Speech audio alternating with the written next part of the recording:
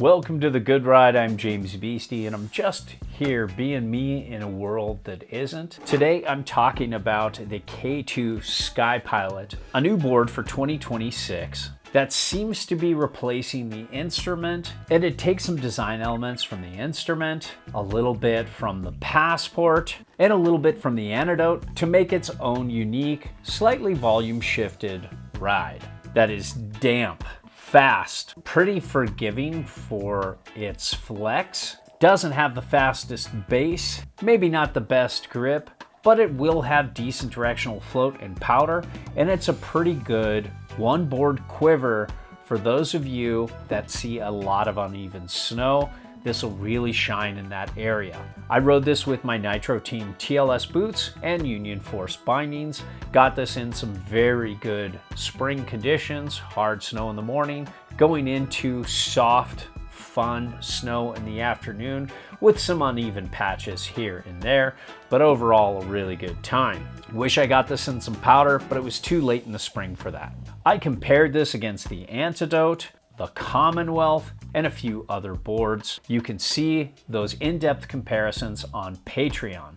And this is an honest, objective review for you, the consumer. So if you want to support content like this and also support a good snowboard shop that's been selling to snowboarders longer than most resorts have been allowing snowboarders, click through our links to Blower Board Shop. They have a large online presence and do a great job competing against the bigger stores in terms of price, customer service, and shipping. So when it comes to sizing, I feel like I'm in between the 54 and 57, kind of like I was with the Instrument. I could handle this 57 no problem. If I was, let's say, a size 10 boot, this would be perfect. At a size 9 boot, the 54 will turn a little better, and they do suggest sizing down a little bit, but you don't size down like you do with the Almanac or the Excavator. So if you're similar in specs to me and you want a damp, high-speed carver with better float, go 57. And if you have specs like me and you want more control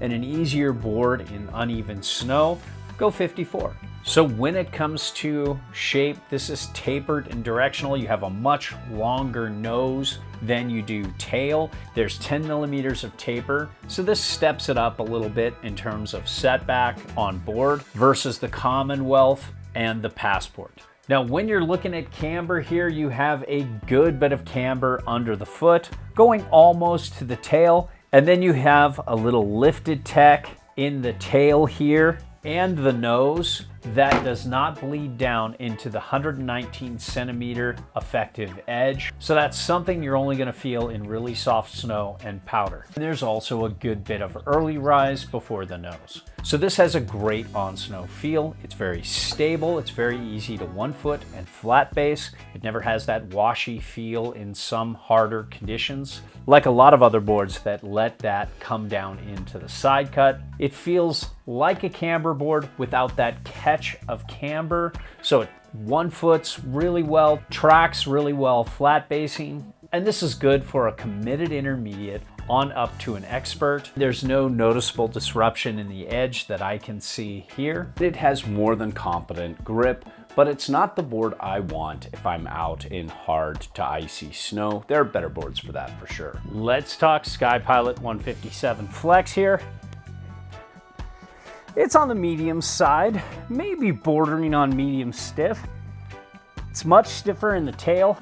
The nose is a good bit softer than the tail. And if you flex from the front insert to the back, it's pretty stiff. And overall, there's good, but not that super poppy energy out of the flex like you get with a Commonwealth and other high-end, more poppy construction from K2. And while this pop wasn't that easy to ollie, it does track very well into a side hit, and it especially would with those tricky ones that might take a couple quick adjustment turns to hit that side hit. But overall, if you like to launch, you have a lot of landing gear, you don't quite have that spring like you do with the Commonwealth, but if you're a stronger rider, you can get this to pop pretty well. You could hit any size kicker you want in the park or any drop off piece. This will do great. It wasn't terribly easy to butter, but it was much easier than I thought it would be riding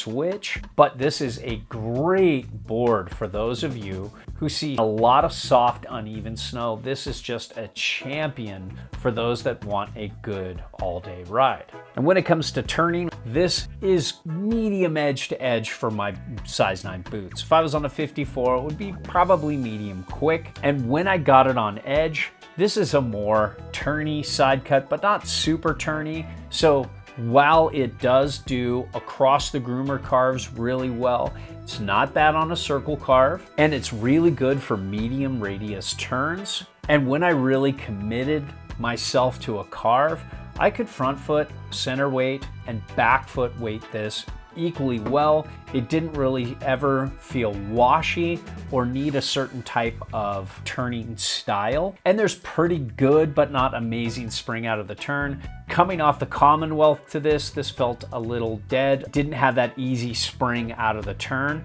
but this was better with longer, drawn out, down the line, higher speed turns that transition into sometimes a straight line or two. And if you really like to go fast and you want a damp, stable ride, this does a great job. It really absorbs high-speed chatter well. This is a centered 4000 base that absorbs wax really well. It's clear and relatively easy to repair with the right equipment. And while it doesn't have really low lows, it doesn't have those high highs that many higher end bases do. And when it comes to powder float, I didn't get any. But looking at this early rise, this kind of free ride-esque setback on board, and based on my experience with the instrument, I think this would be a pretty good powder board. And I think the 3D in the nose and tail will give it a much more fluid, smooth turn in that soft powder that you often get with boards like these. So overall,